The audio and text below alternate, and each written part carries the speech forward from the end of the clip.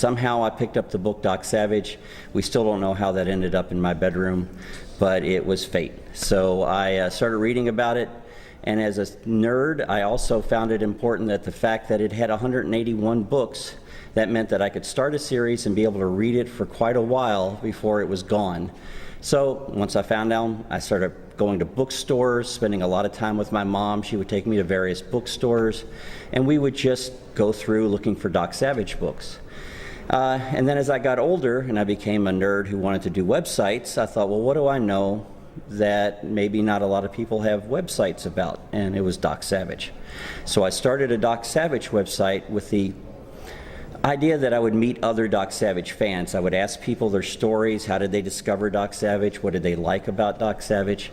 And it gave me a chance to then learn the history of the people who, like me, were growing up as teenagers, young boys, young girls, and getting the chance to discover that 40s and 30s character, but as they were growing up in the 70s and 80s. So that was sort of my second phase of Doc Savage fandom. And the third phase is when I actually met somebody who had been a Doc Savage fan herself.